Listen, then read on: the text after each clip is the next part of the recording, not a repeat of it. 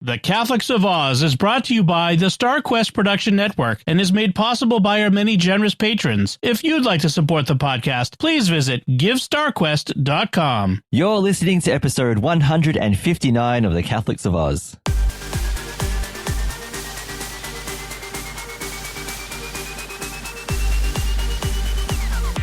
The Catholics of Oz is a show where we discuss faith, culture, and what's been happening from an Aussie perspective. Whether it's synods or science, apostolates and apps, providence or productivity, you can hear it right now on the Catholics of Oz. Hello, I'm Lindsay Sant, and welcome to episode 159 of the Catholics of Oz. So good to have you with us. I am joined by my sister, Caroline Knight. I was trying to think of a word to describe you, but it's just cold, so you know what? Cold. It's just Cold's cold. good. Go with that. Yep. Yes. Yeah. Are you good, Caroline? Well, thanks. Yes. Excellent. It's cool, but you know, that's winter. We have to endure. Yeah, we'll get there. For those of you who are in warmer parts of the world, think of us, please. Yes, we're very jealous. Yeah, just a little bit. And also joined by Lino Saubolle. Lino, how are you, my friend? I'm good, everyone. I'm good. Look, yes, it is cold. It's winter. But I don't know. Yeah, August comes, and that's the hardest part for us. August is when it gets really cold. Yeah. But then we have a long summer, which is okay. You know, spring is probably our best. 22, 23 degrees, nice. Not too hot, not too cold. And I think, but the only problem is pollen. Gotta watch out for the pollen. I feel so for people. Take your hay fever tablets, people. You know, enjoy life out there and with your family and friends and your animals. Yeah. I forgot that time is coming. I actually feel like sneezing right now after that warning. Smell the roses, they said. Smell the roses. You know. No, stay away from the roses. In Victoria, you admire the roses from a distance. That's the best way. True.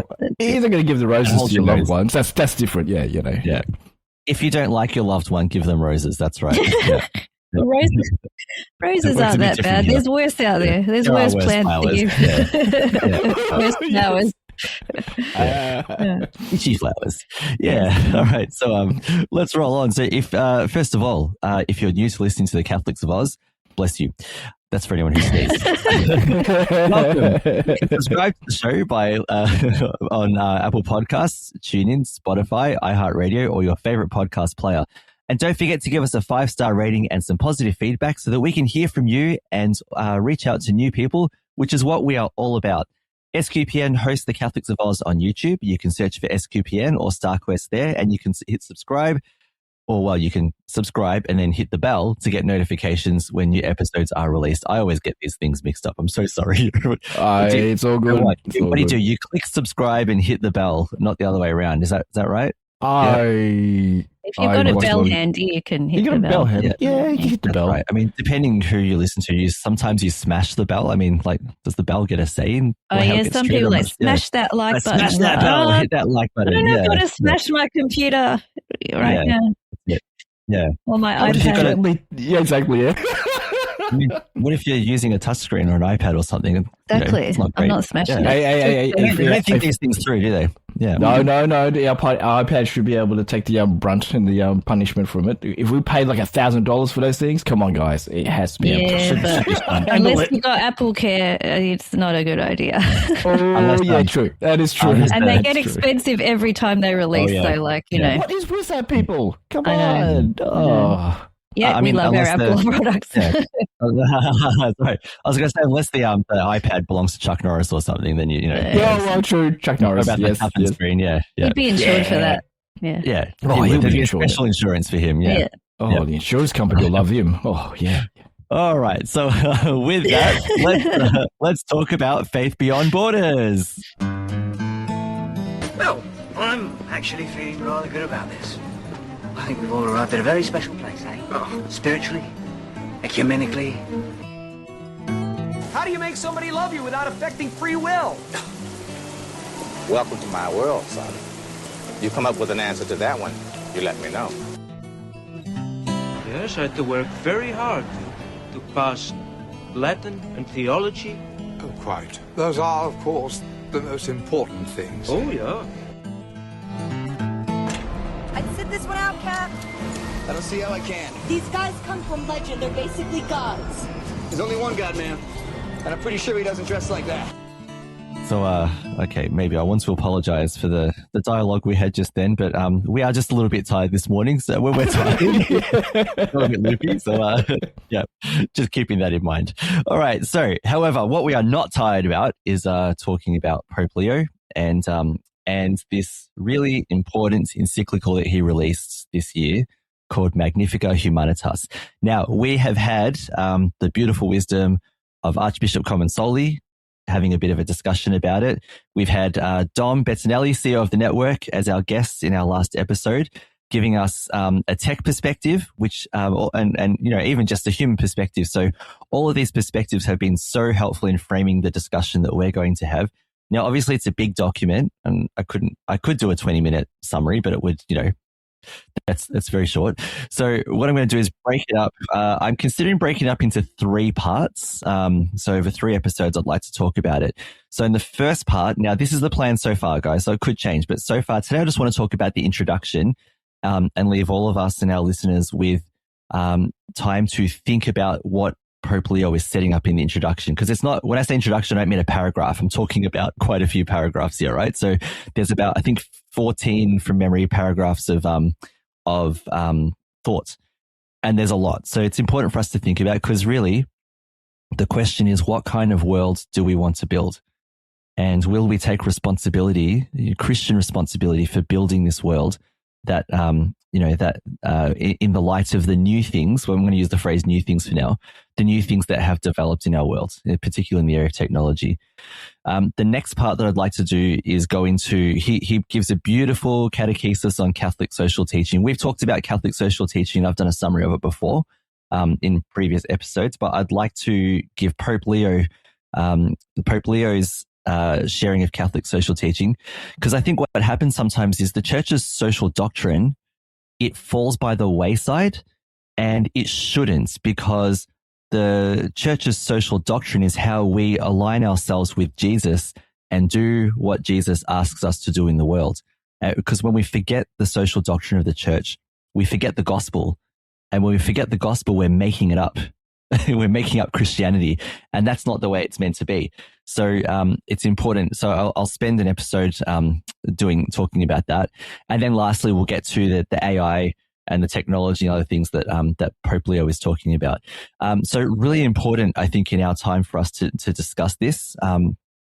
Sometimes an encyclical can come and go, and we forget about it, but the teaching of our popes in these encyclicals are really important. They're not to be, you know, ignored, like, it's all right, it's just a letter, I don't really care.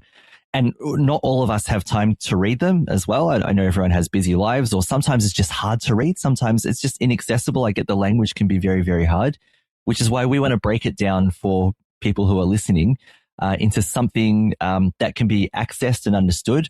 So if there are 1 or 2 things you get out of what we share today, then you know, that's a really good start. So you ready to dive in, guys? Let's go. Yeah, that's cool. All right. Hold on tight, because here we go. I'm going to start just by reading the first paragraph, and we'll have a chat about this. So Pope Leo says, humanity, created by God in all its grandeur, is today facing a pivotal choice, either to construct a new Tower of Babel, or to build the city of God and humanity dwell together. Each generation inherits the task of shaping its own era, of guiding history to become a place where the dignity of every person is safeguarded, justice is promoted, and fraternity is made possible. Yet every era also runs the risk of creating an inhumane and more unjust world. Whenever humanity is in danger of marring its true identity, we Christians lift our eyes to the incarnate God, knowing that it is only in the mystery of the Word made flesh that the mystery of humanity truly becomes clear. In Jesus Christ, this humanity in its grandeur becomes the way, the truth, and the life, opening the path for each of us to grow forward in fullness. There's already a lot in that paragraph. I mean, we could spend an episode on this.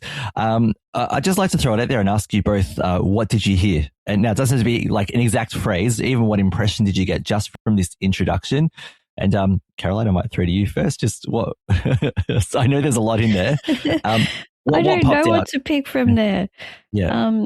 Just how he speaks about our humanity, you know, and tied up with Christ. he always expands things out, the simplest idea, and just really fills it out and just makes everything so, how do you say? I don't know. He has a real way of just explaining things that I just enjoyed listening, I wasn't really, right. It just sounds so lovely the way he puts things, I'll pick out that point you made though. Let's hang on to that. It's important. Our identity, our human identity is found in Christ. Right? Yes. Christ is the source of our human identity. So let's hang on to that. Lino, I hope Caroline hasn't stolen the one you were thinking about, but what's your impression of that first paragraph? Oh, yeah, humanity. Yeah, connection to God. Wow, we have it has to be stronger. I don't know. Personally, I think we've gone to the wayside away from God as being humans. We always think that we can do everything ourselves. Mm-hmm. And then, sometimes it works. Sometimes it does. Sometimes it doesn't. And it's just like the connection of just talking to Him. Talk about connections. It's not only connections with God, but connection with our family and friends as well. And that's another step. Having connection with God, and having connections with our family and friends. It's very special. And at times, a lot of connections like that don't even happen, and it's hard, But we have to do this as humans to understand that we need to have that connection, either with God and with our family and friends. So don't lose that, people. Don't lose that, please. Don't. I'm going to give you both A+, all right? Because you both pulled out. So, Caroline, you picked up on our human identity is found in Christ. Lino, you picked up in a huge way. There are two things I heard you say. One, I'll go with the second one first, fraternity. All right, we are all brothers and sisters. This is Catholic teaching, all right? And our popes are telling us this, living in fraternity. This is not a new idea. All right, our source is, our parents is the same God, all of us around the world. Not by baptism, but by the fact that we're all made in God's image. And so therefore fraternity is the way to go. And Lino, you said it, do we make it about ourselves or not? Do we say we can do it on our own? And that's the third thing I'll just add to sprinkle on top of the two things that you guys said, that there's this choice that he talks about. And this is the whole document. I'll come back to it later in this reflection, but he talks about, now here's the choice in this era. Do we want to build the Tower of Babel, or do we want to build the city of God? And we have to choose, and hopefully through discernment, we'll choose the right thing. If our origin is in God, if our identity is in Jesus, then hopefully we're going to choose to build the city of God. So I'll get back to that. I'll get back to that point a little bit later on. So he refers to the encyclical by Pope Leo XIII. So our Pope is Pope Leo XIV. And he took on Leo XIV as following on in the tradition of Pope Leo XIII. Now, Leo XIII, famous for a lot of things, but one of the big documents that's referred to, especially in the social doctrine of the church, because it's kind of considered, I guess people can correct me if I'm wrong, but it's like the foundation of the modern social doctrine, because social doctrine has always existed. It's not like the church suddenly said, "Oh, okay, care for the poor." Like Jesus said it, right? Like all these kinds of things, right? The common good. Jesus didn't use the phrase "common good," but if you summarize what Jesus talked about, one of the things that he definitely talked about was the common good. What is it? I was sick and you visited me. I was I was hungry and you gave me something to eat. I was a stranger and you welcomed me, etc. All those things. So the social teaching has always been there. The social doctrine that we talk about now, like the modern social doctrine, is starting to be seen in these, explained in more explicit ways in these encyclicals that our popes are writing to reflect on them. So Pope Leo XIII in 1891 wrote Rerum Novarum, which is about, I think it's the 135th anniversary. And basically, in his time, he was referring to, or he was reflecting on the issues of his time through the light of the church's social teaching. Now, in his time, the Industrial Revolution is a big problem. There's discussions about, communism and socialism, all the isms, all right? Like, anything that but basically anything that seemed to take away from the common good, right? So I know that communism, socialism, dirty words, whatever. I'm talking about them in the context of of that time and some of the things that happened in their name as a result, like later on. So he reflects on the world in that time, and he asked us now because the Industrial Revolution and so on, those were new things in the time of Pope Leo XIII. So now Pope Leo XIV is saying, now we need to examine the new things in our time. So he says the following in our time. So he says, while Leo XIII spoke in his time about of new things, which is the title Rerum Novarum, new things, today we cannot limit ourselves simply to repeating his insightful teachings. Instead, we must ask God for the wisdom to interpret the great trends of our time, particularly technological advances. In recent years, it has become increasingly evident how rapidly and profoundly digitization, artificial intelligence, and robotics are transforming our world. Technology should not be considered in itself as a force antagonistic or against humanity. On the contrary, it has formed part of our history since the beginning as a profoundly human reality linked to the autonomy and freedom of man. Over the centuries, technological development has significantly improved the living conditions of humanity. At the same time, each phase of progress has also revealed the ambiguity of tools that can cause harm when not oriented towards the good. Today, however, we find ourselves facing a new situation. The power and prevalence of emerging technologies are interwoven into the fabric of daily life, shaping decision-making processes and deeply affecting the collective imagination. Never has humanity had such power over itself. New technologies open up a horizon, extending in directions that are imaginable but not yet fully predictable. This complicates the assessment of their potential impact and the long-term effects they may have on both the dignity of individuals and the common good. Let's unpack that one. Who wants to go first on that one? All right, there's a lot going on in there. Caroline, could I just, what popped out there? Never has humanity had such power over itself. That's quite a profound statement to me, and so relevant, because all we need to think about, what's the most things that stick out to us today? Social media, artificial intelligence. Algorithms, right? Algorithms, all of those things. And we're all looking at a screen to access these things. And people have made devices that we can't live without. So we, automatically access all of these things. And a lot of us, rely on them every day. A lot of us are addicted to things, social media, some people forming relationships with artificial intelligence. It's changed society for sure. We are more online and less social generally.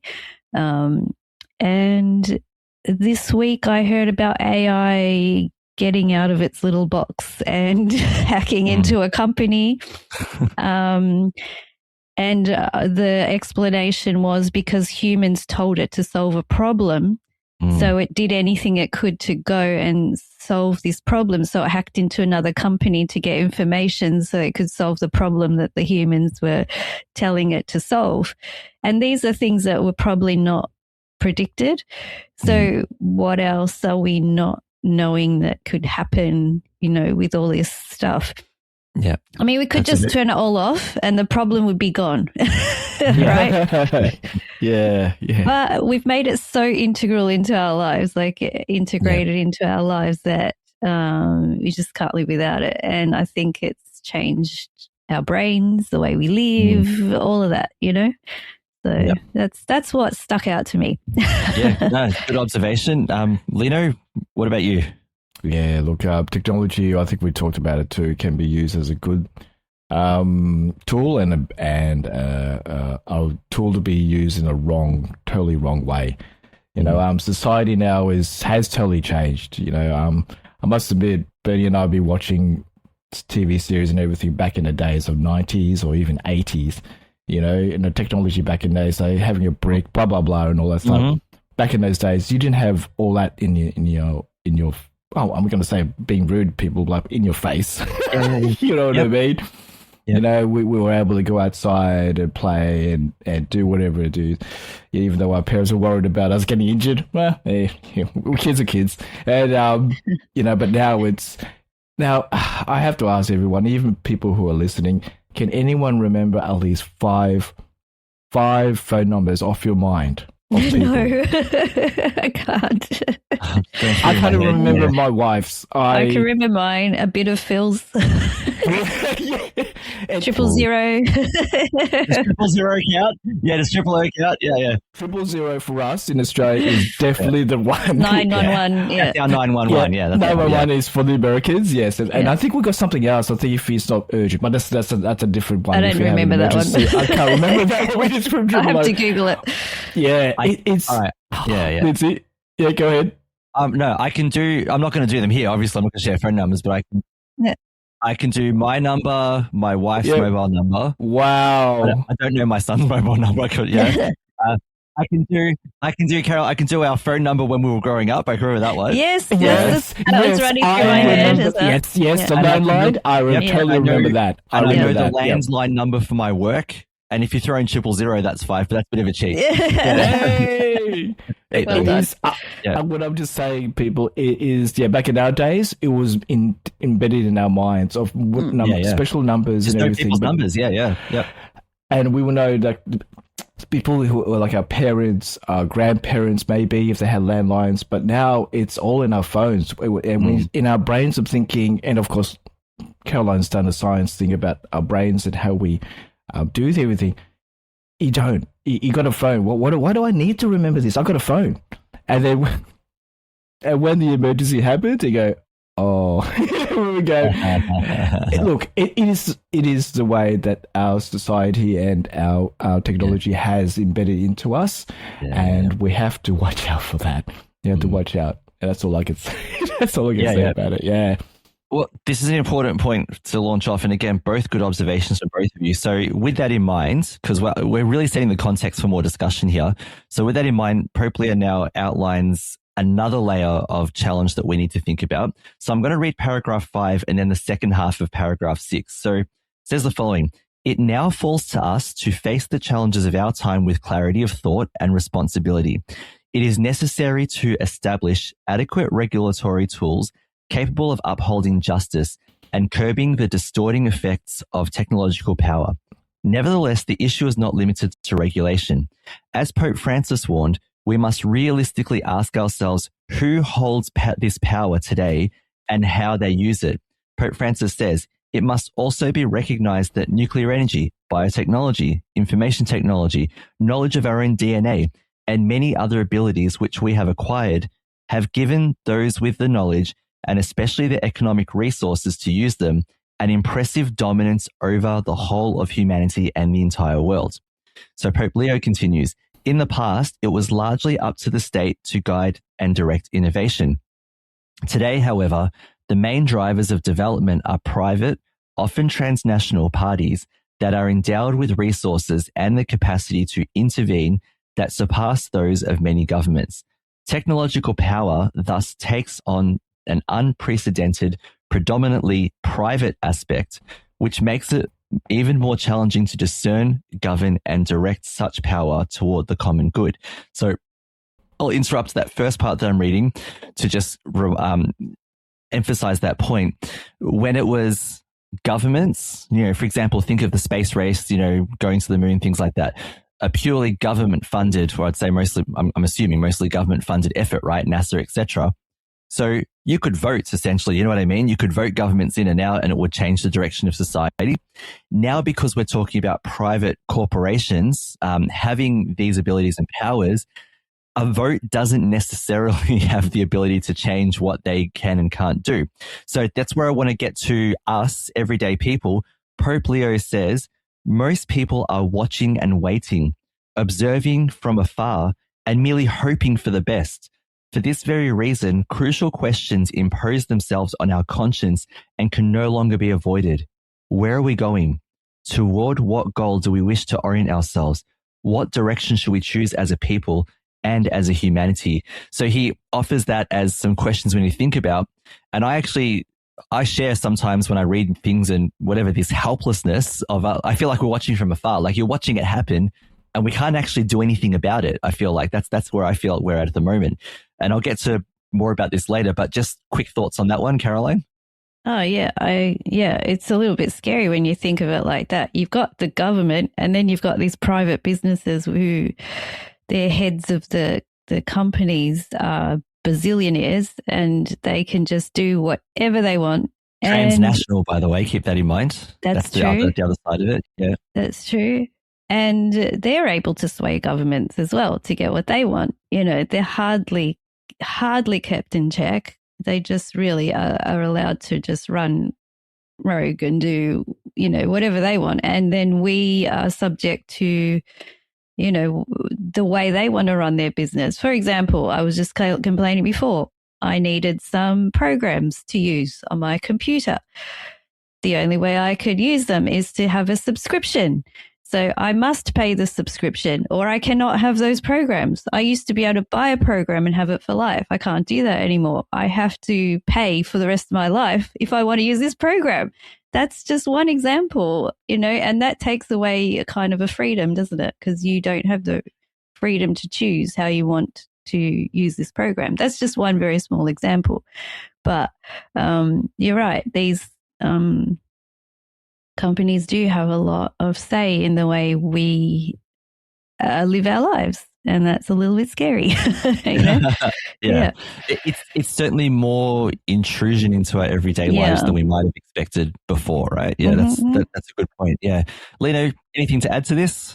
Yeah, look, throughout the ages of humanity, we've gone through a lot of this. One thing that popped out is the gold rush days. You know, now they were mining gold to get profit. Now, all these companies and people are thinking, how can we improve in getting minerals out of Earth better? And then you got corporations go, oh, we've got this nice, I'm just being very basic, pickaxe. this pickaxe is better than this one. And then another company will go, no, wait a minute, your pickaxe is not good. Ours is better. And that sort of revolution has started with everything in this world. And it's scary. And I totally sympathize with Caroline. You know, back in our days, we used to have physical stuff to buy. You know, the CDs, DVDs. Yes, people, we are old. Okay, just settle down. You know, we still do that. And a stack of CDs or cassettes. Yeah, that's right. Cassettes, that's right. I'm just looking now. I've got a tower of CDs here, and I've got all mine too. Yeah, look, you two are it's old. Awesome. You know, and the big debate is about physical and digital, and then yes. And that's the part. That's the part now is that everything is getting digitalized. You know, and I totally understand in the sense that we don't want to have what is it called? Rubbish. Waste. Oh, but waste. Games aren't rubbish. Oh my exactly. God. Hard copy of a game is like the best thing in the world. yes. I am old school with that. I must admit, I love to have the physical thing and know that I can play it and have it there. And there's still got the option with that, but now we are moving away from that in a sense. And then I can go on for a bit about it, but technology and the revolution of what's going on, we are falling into following that in a sense, if you know what I mean. Yeah. So, and thank you for those observations too. So this is the thing now. If technology is changing the way that we do things, which is kind of the thing that you guys are talking about, and if technology, the emergence of technology is really coming down to, in a lot of ways, the private sector as opposed to government. And we talked about transnational and powerful. Now, I'm not like evil boogeyman or anything. Don't get me wrong, right? But, but the thing is, where government had more of a social responsibility to the goodwill, to the good of people, which it still does, technology and technology companies have also taken on this mantle. But, the motivation of a company, understandably, is profit. So profit, drives you to do different things. Caroline, you talked before about influence, right? So companies will obviously, pay for a politician's this, or pay for access to a politician, or offer to build something in a town, or, whatever it might be, right? In order to gain access to a politician or to gain favor And there are legal ways to do this that don't, count as bribery as well. So et cetera, et cetera. There's a whole lot of loopholes and whatever. But, so this is, this raises the question of equality of our voices now in the common good, because our voices don't have the same power as the power of someone who's loaded with money. So there are questions to think about there. And I'll leave it up to people listening to look at some of these giant corporations and decide that the figureheads of these corporations, the people we see who, are they crazy? Sometimes you look at the things they say and go, this is the person in charge of, whatever it might be. And they have more sway and influence than you do. And that, Pope Leo says, is a problem, because they are in your living rooms, they're on your screens, you know what I mean? Like they're in the things that you look up online, etc. They're in the news that you read. So they have made their way into your private life. And the question is, is this right? Because they are now controlling things that you use. They have control of the things that you use as well, the services you use. So keeping that in mind, now I'm going to read 2 paragraphs, and bear with me because they are a little bit long, but I think the biblical aspect that Pope Leo reflects on now to guide how we think about this is really important in how we discern it. So this goes now back to those 2 biblical images, the Tower of Babel and the city of God through the story of Nehemiah, rebuilding the city walls of Jerusalem. So I'm just going to read both of these paragraphs and then ask you guys for your thoughts. So just think about the contrast between these 2 thoughts that he's sharing here. So here's the first one of his 2 biblical images.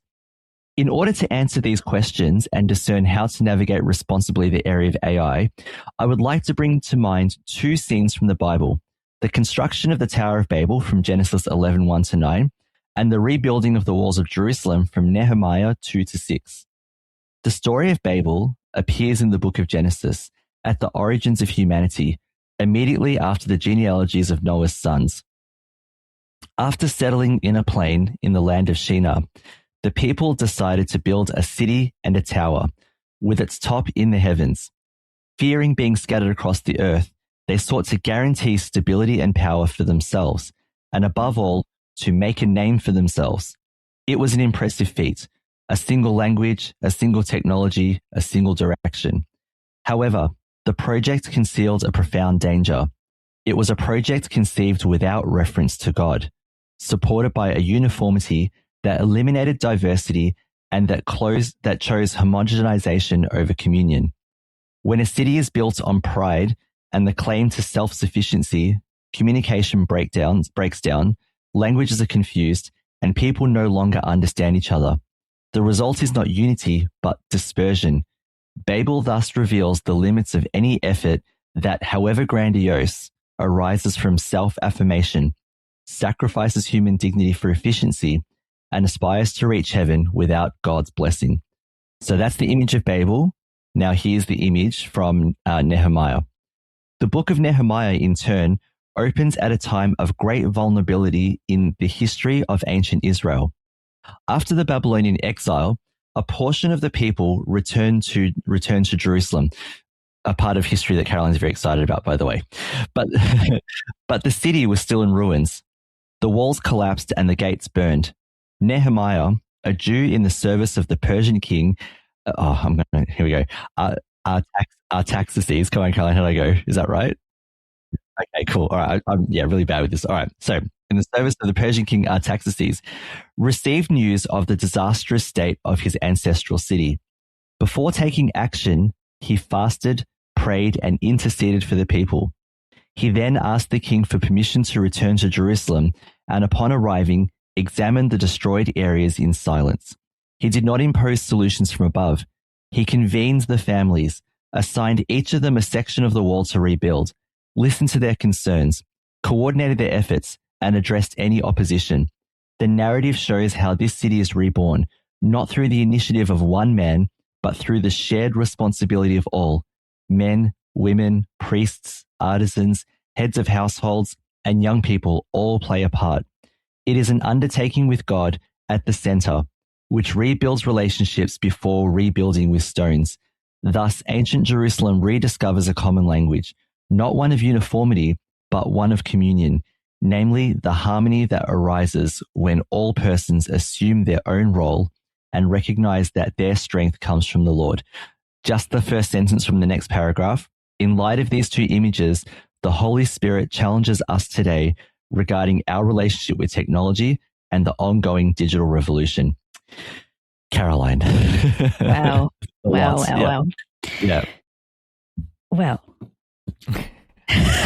where do you want me to start with this one? Feel free to nerd out about ancient Babylon if you want. Oh, I totally could. I totally could. would. But I think these two stories, see how relevant it was back then and it is now. Okay. When you include God in your plans, okay, things might still be hard, but they work out. When you do not include God and you are just prideful and you do things without caring about others, okay, the result may look good, but really it's not good, and things start to fall apart. Okay, I can think of people who do things for selfish reasons. I can think of leaders of governments who do things for very selfish reasons and do not think about God. Or they may even use God, but God's not actually in that plan. Okay. Yeah, I can just see this so much in this world that when people are prideful, it really doesn't go well. When you focus on yourself and want to make yourself greater, okay, and you exclude other people, you don't do it because you want, you're not doing it for other people. You're doing it for yourself, for greed, for money, for fame, for all of that. Okay, a lot of the time, it's not going to work out, and yeah, it's not a good thing. The results may look good, but they end up falling apart, like I mentioned. I don't want to say specific things, but you may understand what I'm talking about. There's a lot of examples of that happening today, where people are just going ahead. It benefits the few, doesn't it? It benefits the few over the whole. The few, and really upsets or disadvantages or makes other people's lives a lot worse. Even though you say it's going to make people's lives a lot better, it makes people's lives a lot worse. Now, when you think of communities who include God in their work and they consider other people, the results benefit a lot of people, and the results are great, and the results multiply, and the results end up being beneficial, and you don't look like an idiot. Okay, basically. All right. I can do that without your help. Come on. Yeah, exactly. Yeah. Okay. I could just think of so many examples, like on the ground level, us normal people, and in government as well. So if you know what I mean, you know what I mean. So there you go. Read between the lines, people. Yes. Yeah.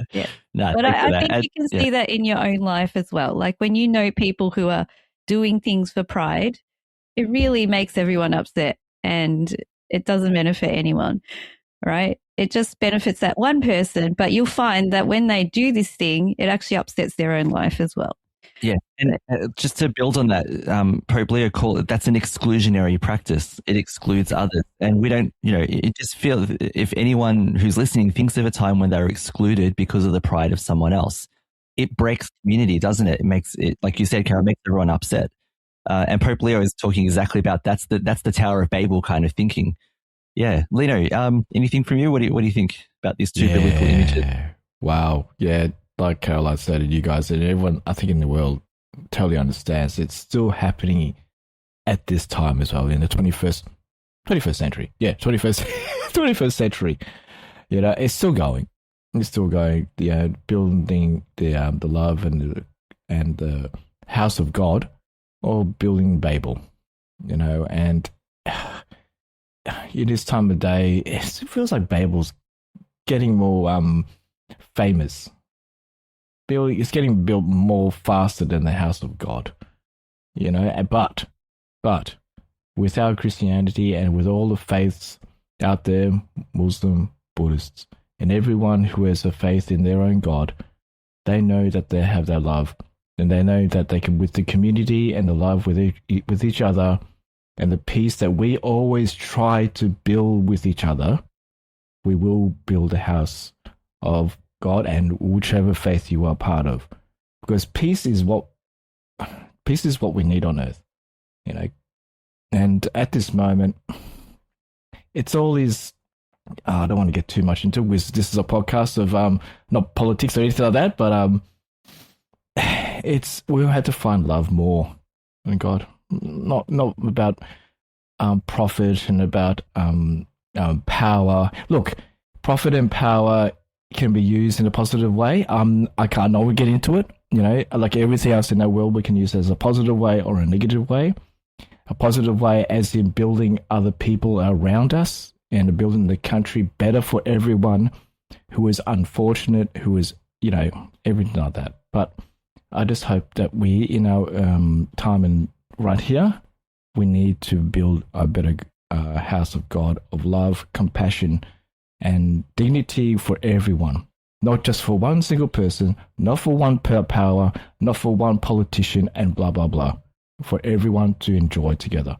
Yeah, and this, it's our natural state, peace. It's the natural human state. You know, these other things, you know, these anti-human things are not natural at all, and that's the thing. On the profit and power, no one is against profit or people wielding power. Someone has to wield power. Someone has to make profit. That's fair enough. The church just says orient these things towards the common good. That is not controversial to say orient these things. And that's and if you're a Catholic, you believe that. If you don't believe that, you need to re-examine all of the church's teaching, because the common good is not a throwaway phrase. It is embedded in everything that we believe. All right. So, I'll throw one in. People might call it controversial, but I don't really care, because I think it's a really important one that's affecting, the world and, you know, especially young people. The manosphere right now is a Tower of Babel. It really is, right? And you can watch any documentary on the manosphere, and we can see like the evil that it perpetuates. Because first of all, from my understanding, a lot of these influencers who now you can name your favorite one, right? But there are a few. But a lot of these influencers who, you know, are part of this thing called the manosphere, you know, they build platforms, right? They call them courses, you know, akin to a university course, right? On the self-worth of being a man. The problem is the self-worth of being a man in this case is dominance, right? Got to make money. You know, you've multiple women, all these kinds of different things that they talk about. And the problem is that they create an image of man that is not a good image of man. And the other thing as well is, if you want to see it as a Tower of Babel, is that at the end of the day, here's what I've come to conclude from what I've seen about it. It really is to benefit the influencers. It's not to benefit the people who follow them. But the people who follow them feel like they're being influenced by these guys, right? And all you need to do is see that when someone questions what's going on, all these followers attack online. You know, so we've seen, like, for example, the most recent thing I saw was that the documentary by Louis Theroux on Netflix. All he did was go and talk to them. That. It made me feel sick. Yeah. But he went and talked to a couple of But all he did is went and go and talk to a couple of these key guys. This is what Louis Theroux does. He just embeds himself in a type of life that people live in, and he asks them questions, and he'll push, you know, like, you know, he's not combative, but he'll ask them, you know, and he was attacked. You could see it, like, through the documentary. All these acolytes of these different influencers, you know, these manosphere influencers, were just attacking and attacking and attacking. This is the byproduct of what they've built. This is Babel, all right? Because it's teaching these guys, be about yourself. You know, so that is not the collective community, the fraternity that Pope Leo says Nehemiah is offering us. But this is the way we want to be. Why did I bring up the manosphere thing? Because it is a result of technology, right? It is a misuse of technology. This is what we're getting at, right? So we can access technology, you know, and use it in different ways. Some of these guys have chosen to use technology to create platforms and podcasts and God knows what else, all right? To perpetuate these evil images of what a man is. And you can see the byproducts by the way that their followers who give them money, you can see the way that they behave, right? Attacking lawyers who are trying to defend victims and attacking, documentary guys who are just trying to, find out more or whatever it might be. So this is a misuse of technology, and it is definitely a Tower of Babel kind of situation. Yeah. So that it's not hopeless. I'll just put in there, the best influencer for a man to follow is Jesus Christ himself. 100%. Yep, 100%. Go and read what Jesus said. Follow those teachings, and you'll be the best man you'll ever be. So, I agree. There we go. I agree. Yeah. Yes. I got nothing to add to that. That's exactly right.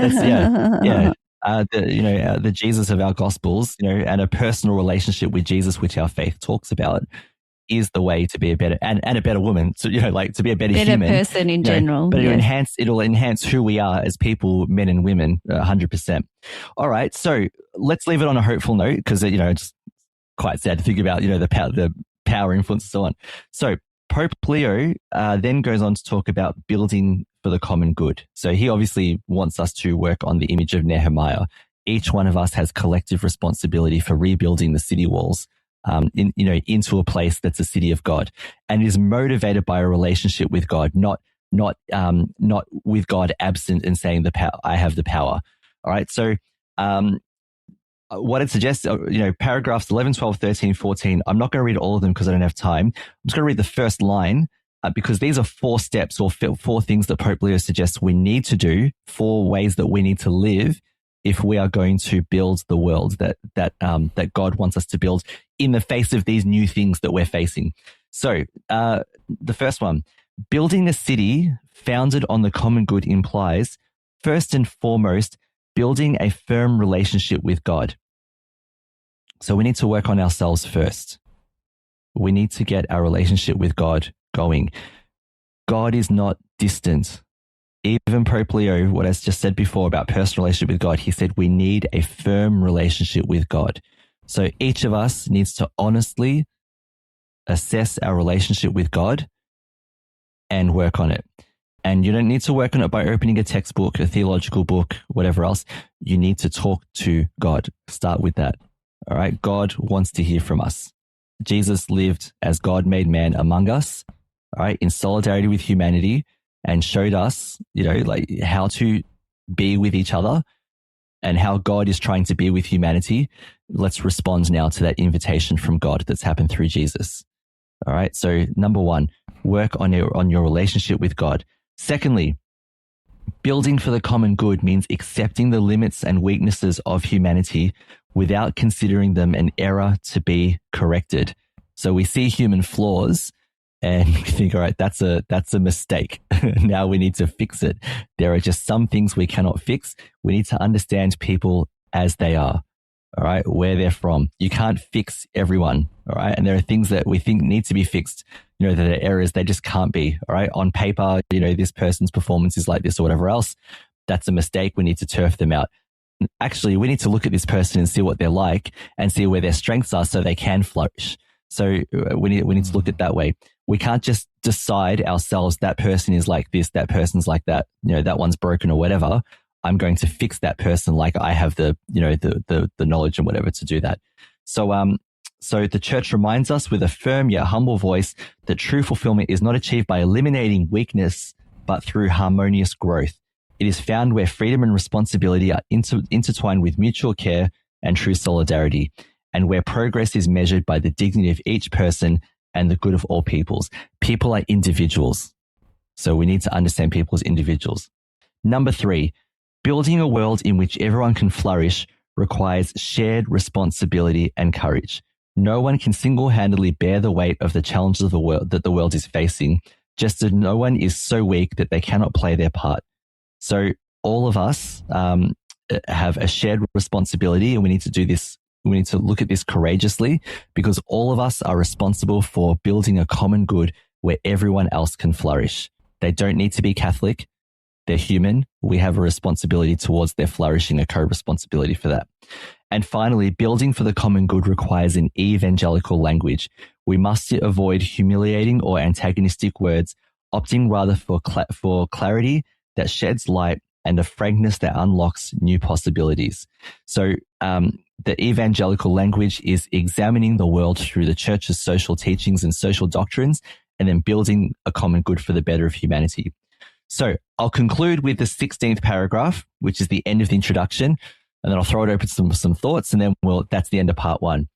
So Pope Leo says to conclude his introduction, I address this heartfelt appeal to all the Catholic faithful, to all Christians, and to all men and women of goodwill. Lino, you were talking about people from different religions before, right?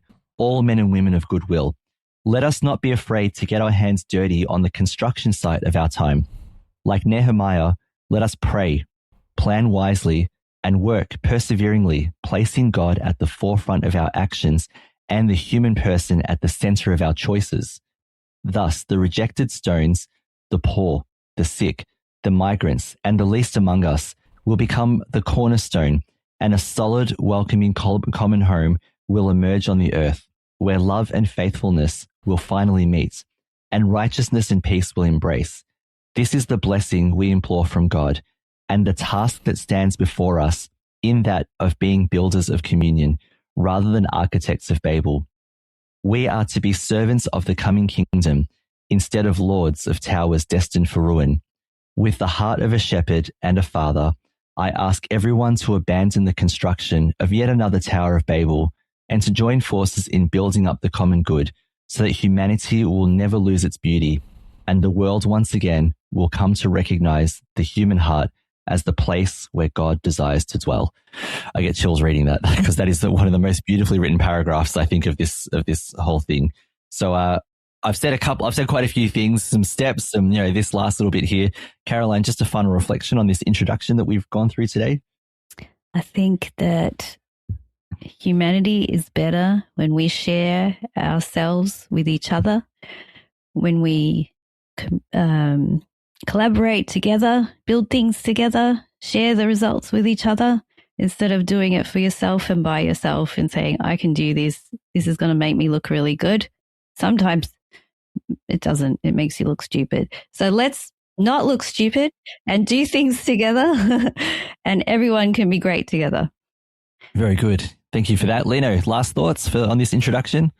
Yeah, the first one was about our relationship with God, and the first thing that popped up is St. Pat's Cathedral, was where we go in and just be by ourselves, or with our families. I'm just saying, just to sit and just reflect and find your relationship with God within yourself. And like you said, through prayer, however you can. And I think that's the first step. For my old man brain, I can't remember the other 2 steps. But anyway, right. But that sort of that first popped into my head. Find that relationship with God. It's the same with all our relationships with our families and our partners. Find a good relationship before you take the next step to engagement, to marriage. But that's another thing, and then that's when the journey comes through. But yeah, and like Caroline said, and you guys are saying, yeah, we have to build together, to work together, and to find the love within each other, to build within each other. I just hope in this world it happens all the time, and it gets encouragement and it grows. That's what I'm trying to put. Growth. Find some growth within this, my brothers and sisters. Please, we need this. We need this. Thank you. Yeah, beautiful reflections. And I just finish off by saying, as Catholics in particular, let's talk about our own tribe for a second. Can we really see our faith as genuine if we can't see other people as the way that God sees them, as brothers and sisters? All right. So I just mentioned a few groups that Pope Leo mentioned. For example, migrants. If you roll your eyes when you hear the word migrants, you need to recheck your Catholicism. All right. If you roll your eyes when you hear this group, that group, whatever it might be, really need to check your Catholicism, because you may not be seeing those people as God sees them, and that's a problem. So let's work on ourselves first. Me too. All right. I'm directing this to myself. All right. More than anyone else. And same here with myself as well. Yeah. Let's be honest with ourselves first. if our relationship with God is genuine, we should be seeing all human beings, even the ones we don't like, even the ones we struggle to understand, even the ones that make it hard for us to be Catholic. They're brothers and sisters too. That's Pope Leo's message. All right. So with that in mind, all right, let's move on. Oh, Caroline, yes. All right, I'm looking forward to this one. All right, so let's talk about science. What a fine day for science. You have any hobbies? I collect spores, molds, and fungus. Can you reverse the polarity? I'll do my best.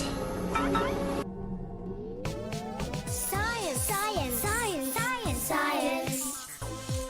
Science, science, science, science, science. Yeah, I like science. So Caroline, every so often I have a sweet tooth, and I like some a sugary snack. But I can't always find the sugar in the kitchen, and there are other places where I could find sugar though. So Caroline, where else can I find sugar if I need some?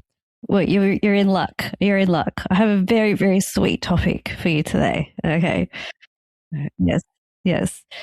And we're going to direct ourselves to the sky. We're going to look up in space. Okay.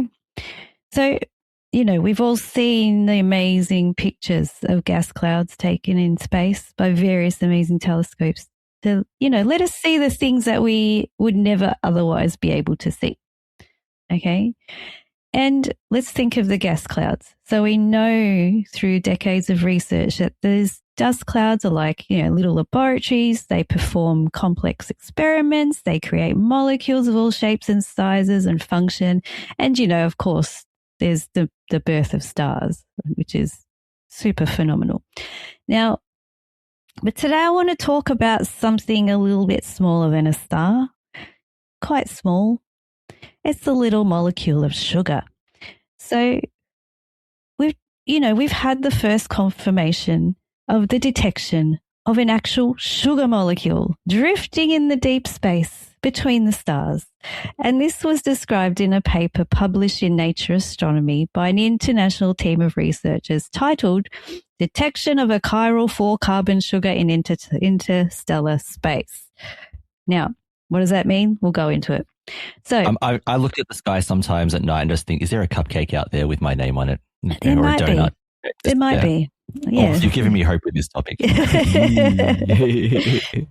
Now, we talk about, the beginning of life. So when astrobiologists look for signs of life, they look for ingredients such as amino acids, lipids, and sugars. So amino acids are the bases of proteins, lipids are fats, and of course we know sugars are, we use it in our body. It's the backbone of DNA, etc. Now, sugar are the fuels of metabolism. They, like I mentioned, they form the structural backbones of RNA and DNA. And while we've previously detected sugar-like molecules or found complex sugars locked inside meteorites and samples, remember the asteroid Bennu that we've spoken about before? Well, we've never actually spotted a true sugar floating out there in space.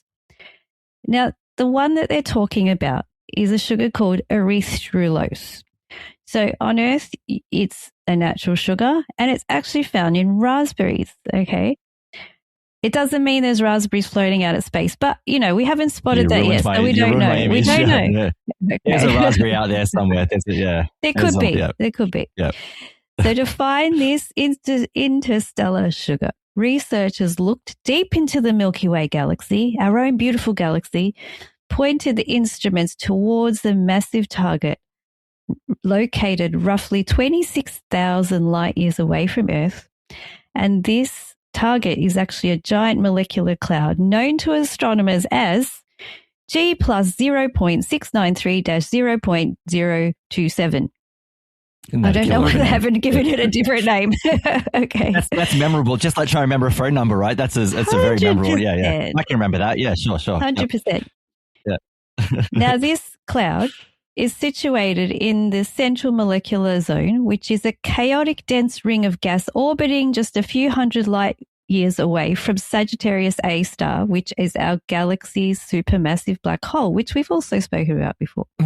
Oh, wow. So to understand what this cloud is, we have to picture the structure of space itself. So interstellar space is filled with clouds of gas and dust, and some of these are diffuse and hot, but others, like our one that we're speaking about today, G plus 0.693-0.027, are what astronomers call dark molecular clouds.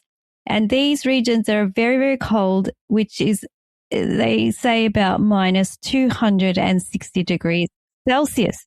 It's like an average morning in Melbourne. Yeah, gotcha. Right. Exactly. Yeah. Exactly. They're also very dense compared to surrounding space, and they're packed primarily with molecular hydrogen and tiny microscopic dust grains composed of silicates and carbon. And because these clouds are so dense, they block out the external radiation from nearby stars, and this acts kind of like a shield. Now, why the shield is important is because in open space, we know stars are constantly blasting out intense high energy, radiation, such as UV light and X-rays, etc. And this is a kind of very destructive environment. Now, when high energy UV photons hit a molecule, it triggers a process called photodissociation. So what happens is the light is so intense that it overpowers the chemical bonds holding the molecule together, which snaps them instantly and tears the molecules apart into the basic atoms that it was made from. So while simple molecules like molecular hydrogen are tough enough to survive the cosmic onslaught, complex organic molecules such as erythrulose that was discovered have delicate, intricate molecular frameworks. So if they were exposed to the unshielded radiation, they would be destroyed. So this is where the dark molecular cloud acts as like a sunblock. So the microscopic dust grains inside the dust cloud absorb and scatter the harsh, high-energy UV light onto the cloud's outer edges. Then visible and UV light is completely blocked outside the cloud, leaving a freezing pitch black sanctuary inside the cloud's core. And this is where atoms can settle onto dust grains, bond, and build complex structures like the sugars without the constant threat of being ripped apart by nearby stars. So the unique location of G plus 0.693-0.027 near the galactic center introduces another crucial variable. Yes. Thanks, Wendy's. Can I help you? Sorry.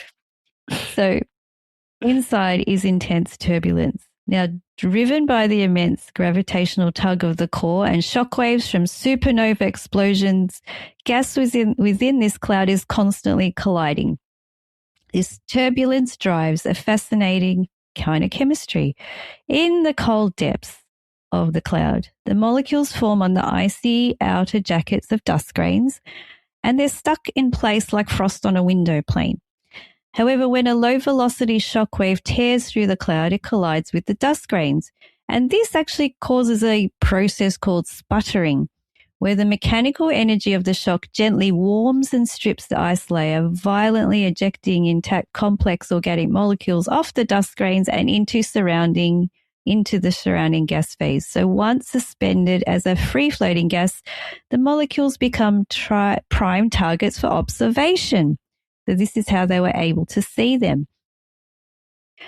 So the cloud containing the raspberry sugars mentioned were observed by a technique called rotational spectroscopy, and this was done using a 40-meter Yeeves radio telescope and a 30-meter IRAM telescope, both located in Spain. So even floating alone in the freezing vacuum of space, the molecule is never really completely still. It does rotate. But because of the laws of quantum mechanics, it can't just spin at any random speed. It is restricted to a very specific and discrete rate. As the molecule shifts between the energy levels, it emits or absorbs radio waves and at incredibly precise frequencies. So what happens is this creates a unique sequence of radio signals that acts exactly like a barcode for the molecule, or even a fingerprint, you could say. And it's unique to the specific arrangement of the atoms on the molecule. So by turning their telescopes to the exact frequencies predicted by quantum mechanics, the team could read these kind of barcodes and right through the cloud and picking out the unique signature of erythrulose from thousands of light years away. Pretty amazing, actually. That's mind-blowing. Yeah, it is. Yeah. So to capture these faint signals, the team conducted ultrasensitive broadband spectroscopic surveys, meaning that they spent hundreds of hours scanning a massive range of cosmic frequencies all at once.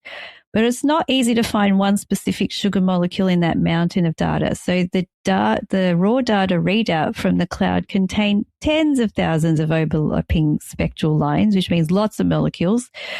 And so, yeah, you had a mix of the molecules plus the sugar at the same time. So to prove the sugar was actually there, astrobiologists actually relied on a flawless chemical blueprint of erythrulose previously measured in other high-precision physics laboratories. And through this, astronomers were able to analyze their telescope data and match 12 distinct spectral lines confirming the presence of the gas phase erythrulose in the interstellar cloud. So they found the raspberry sugar. So it's not just the discovery of this molecule in space that's been surprising, but its abundance. So for decades, the gold standard theory in astrochemistry was that it's like a bottom-up model. So the idea was that molecules in space are built up slowly, kind of like Lego stacks, Lego blocks stacking one by one. So you start with a single carbon atom and you add a second to make a 2-carbon chain, and then you add a third. And if this step-by-step rule was the only way things grew, then a simple 3-carbon atom sugars like glycerolaldehyde and dihydroxyacetone should be common because that's what they are. While larger 4-carbon sugars like erythrulose should be quite rare. But when the team analyzed the data, they discovered something strange. Erythrulose was at least 8 times more abundant than the 3-carbon sugars. In fact, despite using incredibly sensitive equipment, the team could not even detect the simple 3-carbon sugars at all. So this discovery shows that space kind of likes to skip steps in molecular assembly. By collaborating with quantum and astrochemical modeling, the researchers of the study were able to show that instead of building atom by atom, smaller pre-made 2-carbon pieces, specifically a simple aldehyde called glycoaldehyde and an alcohol called ethylene glycol, can simply snap together. They completely skip the 3-carbon phase to create large complex sugars and instantly in massive quantities. So space really isn't a slow basic builder. It's a highly efficient chemist. Pretty cool. Now, as a side note, the research team calculated that the historical impact of this space sugar meant that based on massive amounts that they detected in the molecular cloud, they estimated that between 500,000 and 50 million tons of erythrulose could have rained down on the young Earth, when Earth was developing. So delivered by heavy bombardment of comets and meteorites over 4 billion years ago, this cosmic sugar would have dissolved directly into our planet's primitive oceans. Once in the water, the molecule could easily shift and rearrange its structure into other sugars, providing an instant ready-made building block for the very first metabolic and genetic processes. Amazing. So it could have been that, they do talk about life not actually starting on Earth itself, but starting from the molecules that came from space onto Earth. And this is another project that, kind of leads scientists to thinking that way as well. So there you go, raspberries in space. That's not really what I said, but yes. I'm disappointed that we missed the sugar rain by a couple of million years. I would have liked to experienced that in person, that would have been all right. A bit of How sugar good rain. would sugar rain be? Be great. I have to make a shout out to all the diabetes. Just take it easy, guys. It's good. Take it as Speak for your people, Lino. Nice, that's good. nice. Yeah, It's all good. right. Sugar's not bad. We just can't take a lot of it, but it's a good stuff. Oh, sugar from space. Mm-hmm. Caroline, I'm totally serious. That is just mind blowing knowing that. Wow. But you can't. When a time we have time travel, we have to totally divert away from those clouds. Yeah, Caroline, we can't fly. You don't want to ships. go in there. No, don't go I was there. about to say, definitely. I will chance this for humanity, everyone. I will have The good thing is we have like beautiful sugar come from sugarcane and other fruits and vegetables on our beautiful earth. So just pack it in a bag and take it with you. That's probably I know. Serious question that I don't know your better answer. So is the sugars in raspberries the natural sugars, right? So it's the same sugar. So is this the space sugar, or is it just now like, it, like you said, it rained on the earth as you talked about, and then, became part of, Earth's molecular structure, I know I'm putting this pretty badly. And now it's just here continuing, through raspberries, like why raspberries? Why not like anything else? Like what's the deal? Well, it just so happens that it is the same kind of sugar found in raspberries. It's not really that there's a connection to raspberries. That's what I was wondering. Like, is there a connection to this ancient space sugar and raspberries today? Yeah. It's more like those molecules landed on Earth, the beautiful natural processes that happened with the basic, blocks, the molecular blocks that needed to create life did that, and life couldn't help itself forming. And then over time, let's be specific about raspberry plants.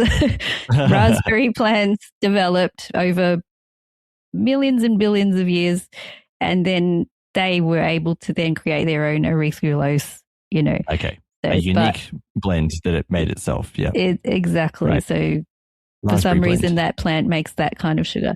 But yes, no, it's not that they're integrated into raspberries. Right. But, okay. That's what I wanted to know. That's what you meant. Yes, that's my layman question. Yeah. I would have been disappointed if, if a galaxy called the Milky Way didn't have any space sugar in it. So I'm actually, love that. This is the way it should be. It just makes sense, right? It just makes sense. Now I get why they call it the Milky Way. That's What? Mm-hmm. That is wow. I also now want a Milky Way, but that's a whole other problem. Yeah. Thanks. I also want a sticky date pudding, but that's also another problem. You also double yum. I'm thinking about now. Is that a hint? Is that a hint? It's a hint. You need to make one. As soon as you thought sugar, I thought sticky date pudding is the first thing that came to mind. Yeah. But this time I want it with raspberries. Raspberry date pudding, sticky raspberry pudding. Yeah. I don't know. That might work. It might work. Yeah. Might invent the first raspberry mess. Plenty of mess in the kitchen. All right. That's a fascinating topic. I love that one. Let's finish it up there because, as usual, we're a little bit over time. But Dom being a Christian is quite forgiving, so it's good. Yep. The more content, the better. We're doing it for the people. So we want to thank you so much for joining us on episode 159 of the Catholics of Oz. Before we go, we'd love to take a moment to thank our patrons who make it possible for us to create the Catholics of Oz.